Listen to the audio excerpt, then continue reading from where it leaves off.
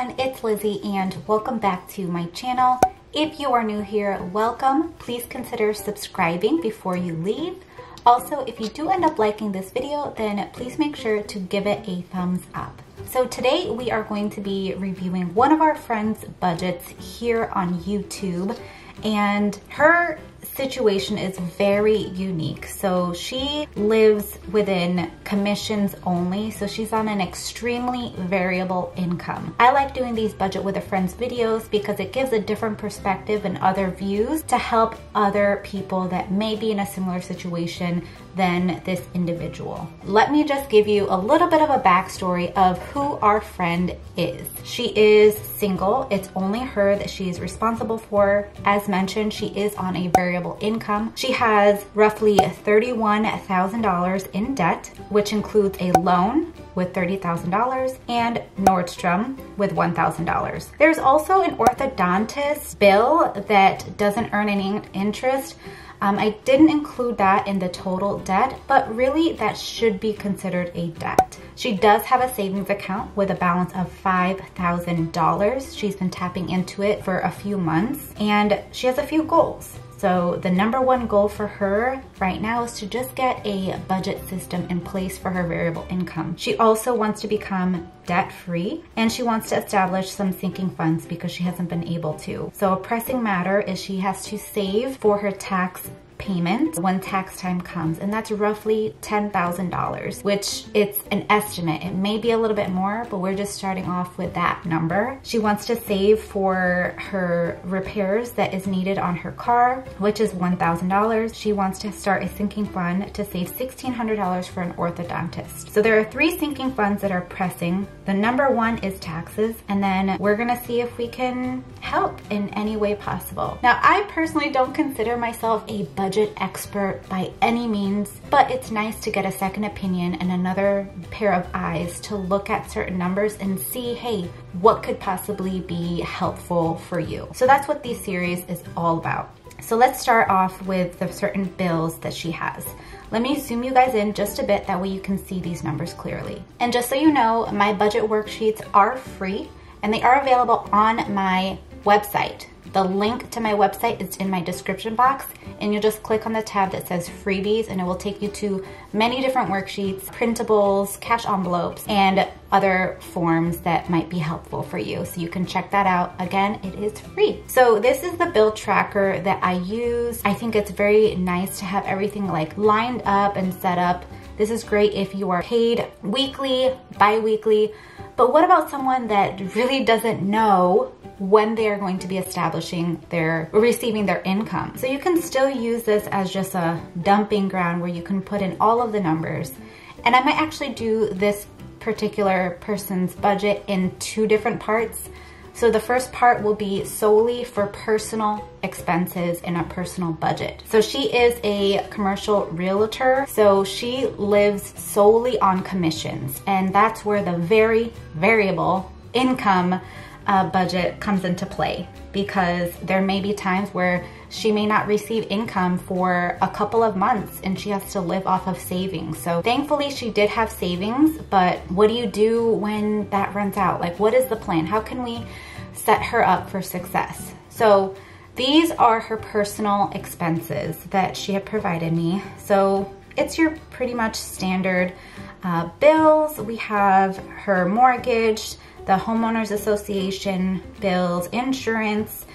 She has her loan payment here, her utility bills. So these are her monthly expenses. So let me just put that here in the giving information. So this is a monthly budget. So for her, she would use a worksheet like this, a monthly budget worksheet. So we're gonna start off with what she is expecting for the month of November. So again, it's not guaranteed that she's gonna receive this, but Lord willing, let's just say for this example and for the information given, let's say she does receive this $5,000 for her commission. I like to live within percentages.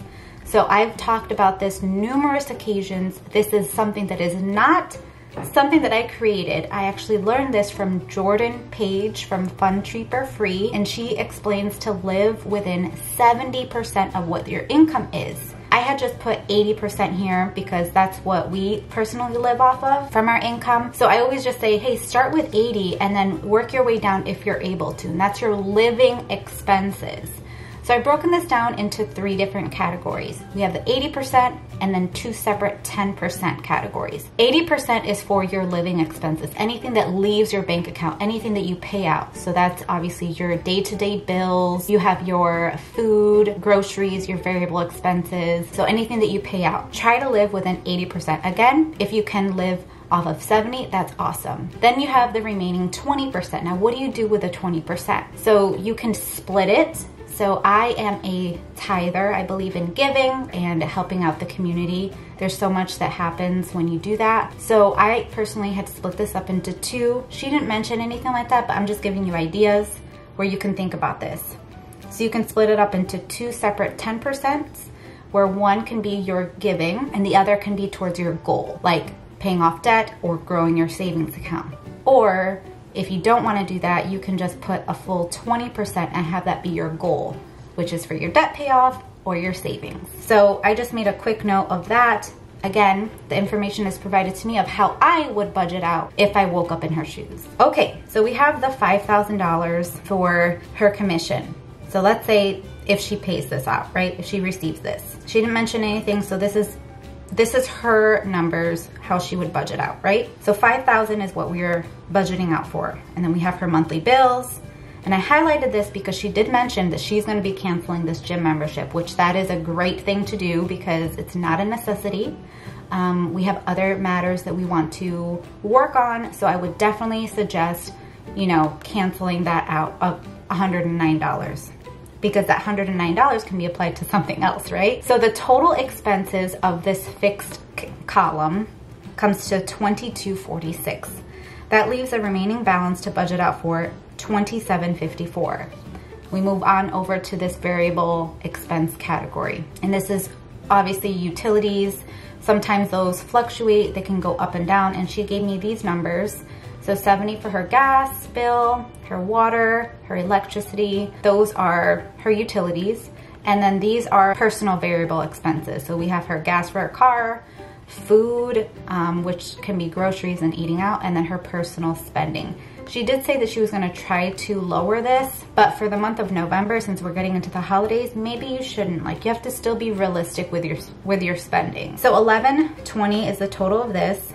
And then when you subtract what was left over, you're still left with $16.34. So here's something that you could consider, and I'll explain something in the next page. But we had wrote out a goal here of 80%, right? So 80% for her living, we said, let's try to have that be $4,000. Let's see where we're at with the numbers that she gave. So we're gonna take this number that's down here, right? $22.46 is what the fixed expenses came out to be, $22.46. And we're gonna add in the variable expense, which is the $11.20. $11.20. We're gonna see where we're at. We're at $33.66.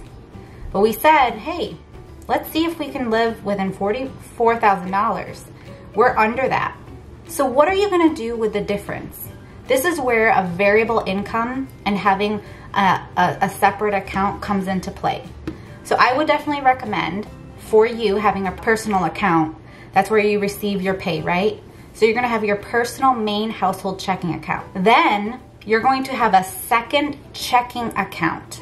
This is something that's separate. I would say maybe not even have it in the same bank. Have it not be your emergency fund. This is a separate checking account, and I'll call it reserve, your reserve checking account. So let's say for this example, right? This is her estimated income for this month. Your total expenses comes to $33.66. If you try out this percentage method, try to live within $4,000. So what we're gonna do, we're gonna subtract 4,000, and you still have $634 to budget out to be within that formula if you're gonna try this out, okay? So from that remaining amount, we're gonna take 500 and we're gonna put it in our reserve checking account. So I've marked that right here. This is our goal section. I could do the full 634, or it could be less because we have other goals that are still pressing. So just think about that. So now we have our savings buckets, the sinking funds. So we have our orthodontist, we have the tax bill. I think that is super important. Try to set money aside in a separate like savings account for that. And then our car maintenance. So I just divided those up by 2 just to kind of even it out. So for the sinking funds, we're gonna be totaling $1134. That leaves that remaining of the $500 that we've applied over here. Okay, so these are the numbers that she gave me. So I just made a little note over here. This is the given information worksheet. Let me show you another option for you. This is my plan. So we have that $5,000. Okay, that $5,000 estimated income for November. And then as I said over here, we're gonna try out 70%. So let's test the waters here. 70% comes to $3,500, and that will be for our expenses. 20% will be for our goal, and then the 10% will be for our donations and charity. Again, you don't have to do the donation or charity part if you choose not to. This is just how I would do it. You can have that be a part of your goal. So in my case, I would do it this way. So have your charity be $500. That leaves you with $4,500 to budget out for. We have our bills. One thing that is different on this worksheet from the prior one is that you're not seeing that gym, because I would definitely cancel it. That's what I would do. So now the total expenses is $2,137. And then we have our variable expenses. That did not change at all. And that leaves us with $1,120 for the variable expenses. So the total expenses adds up to be $3,257. $3,257, okay? So now looking at this 70% of the $3,500, we have $3,257 for our expenses. So let's see, okay, what is the difference to be at that $3,500? $243 is what is left to be within that 70% of living expenses. Now, she has to think about the future.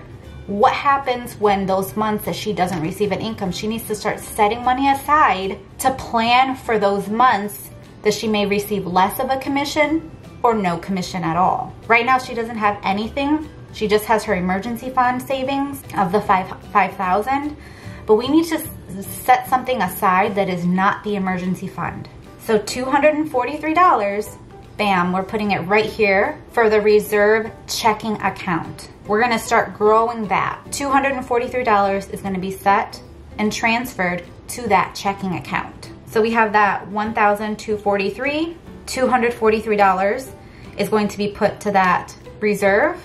So what we're gonna do, we're gonna focus on pressing matters, pressing situations. What is the most important thing that you have to set money aside for? That's what you really have to train your mind to think about, okay? Preparation, and be just wise with your spending. So I would definitely suggest, let's just put $1,000 towards our tax savings for when is tax time? April? You might have to file an extension. I'm not sure. Definitely talk to your tax preparer of what is the best suggestion when it comes to tax time. I'm not a tax expert by any means. So $1,000, I would suggest let's put money aside for that. Leaves that $243 here that we're gonna put to that reserve checking account. This is gonna start building that security net for your income. Moving on to the next month. Let's say it's happening, it's good. You are able to receive this commission in December as well. So keep in mind, it's been a couple of months since she has not received an income. So she's been thankfully living off of her savings, but she's getting anxious. So I hope that for next month and then the month after, you know, the ball has already been moving with your sales, and I hope that all of those close and you do receive your projected commission. So now this month, for December, her estimated commission is $10,000. So you see how variable that is? It's really hard to make a plan when you have such a sporadic income stream. It's not fixed. You know, personal finance is just that, it's personal. Not everyone has the same pay schedule. Not everyone is on a fixed income where you are for sure, you know what you're going to expect for your income. So this is hard, right? But let's see what we can do for this month. Lord willing, she does receive this $10,000 in commission. I hope and I pray for that. This is how I would plan this out. So again, let's try out this percentage method and see how it works. Again, this is how I would do it if I woke up in her shoes. We're gonna try that 70% rule again. So 70% of 10,000 is 7,000. 20% is 2,000 and 10% is 1. So the 70% is the expenses, anything that leaves the bank account. 20% is going to be towards the goal for debt payoff or savings. And then the 10% is going to be for the charitable donations or tithing if you do tithe. Again, if you decide not to do the tithing or giving, you can apply that 10% to the 20 and you'll be giving 30% to save or to pay off debt. All right, keep that in mind. So this is how I would do it. The tithing, we're gonna do 1,000 for that. That leaves $9,000 left to budget out for. Bills are the same, is that 2137, and then I'm just gonna keep this variable section the same. Every month it could change, but for this budget purpose, we're gonna leave it as so, and that's the 1120. So again, the total expenses, it comes out to be 3257. We're gonna look at this number and we're saying 7,000 is what the living expenses should be. Obviously, we're not gonna spend that because we need to think about the future. What about those months that you're not gonna get anything? What's gonna happen? This is where you have your reserve checking account, all right? So last month, we had allocated $243, and then this time, we're gonna apply some money to that reserve checking account as well. So $3257 is what the expenses come to. And we're gonna subtract that $7,000 goal for our spending. Obviously, we're well under that. So $3743 is what I would say, hey, let's put that in that reserve checking account. Let's transfer that over because that is gonna cover us for a month that we're not going to receive commission and income. So think about that. So let's look at the remaining amount that we're budgeting for, $5743. We have our sinking funds. These are the ones that she mentioned to me. Obviously, you know, we think about holidays and gifts, but what are the most important bills, future bills that you are going to have to pay? Those are really the ones that you should be thinking about. If you're able to maybe add in a couple of sinking funds like gifts, other things, you can do that, maybe play around. But the most important one is taxes. And then, yeah, she has car repairs. Those are things that she wants to think about, maybe not necessarily tap into her emergency fund for that. She could, but let's try to see if we can build up other sinking funds, other savings, so that way she doesn't always have to tap into her emergency fund. So for this, I just evened it out and I put $250 for orthodontist, $250 for car maintenance. That can always change, but we kept the taxes at that $1,000 because, yeah, tax time is coming. Tax time is coming, guys, all right? So $1,500 is being allocated for sinking funds. This leaves the remaining of the $4243, but we've already said, hey, we're gonna set money aside for her reserve. So now, because we are zero-based budgeters, you wanna give every dollar a job, the remaining amount is $500. So you know what? Since you have $5,000 already in your emergency fund, you could, I know you said you want to pay off debt and stuff, but you could put that $500 in your emergency fund, or you could do what is said here, pay an extra debt payment to your lowest balance. So you can put $500 towards that. So $4243, we're at a zero-based budget, okay? So now here's one thing I want you to think about, to look at. All right, here's our little reserves jar. Let me zoom you out just a bit so you can see it a little better. This is the reserve checking account jar. I just have this little jar drawing. Okay, this is where your money goes in, right? Money in, and then money can come out of this account. Money out. From that November commission that you earned, we said that we were going to deposit $243. So $243 we took and we put it in here. So it filled the checking account $243. The following month, you received a substantial amount of money. So this was in November. We deposited $243.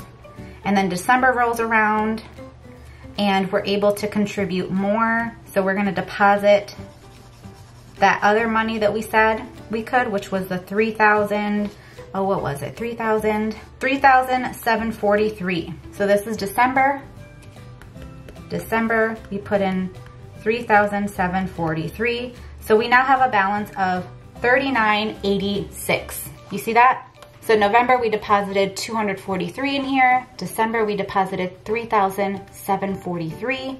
We now have a balance of $39.86 in this account. Now what happens to the month that you didn't receive income? Here's the no income month. Let's say this is January. January rolls around, you have no income.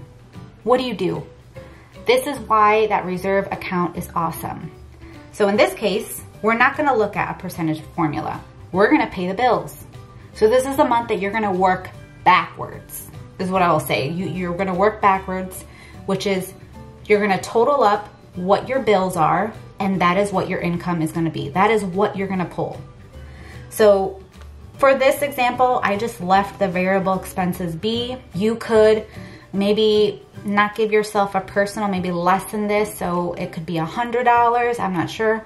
Try to eat out less because, you know, things are a little bit tight, but the rest here, those can stay the same. It's up to you. I just left it the same as the prior 2 months.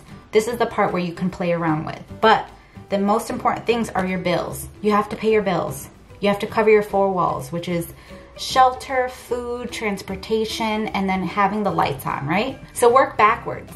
So now the total for these expenses is that $32.57. So what are you gonna do?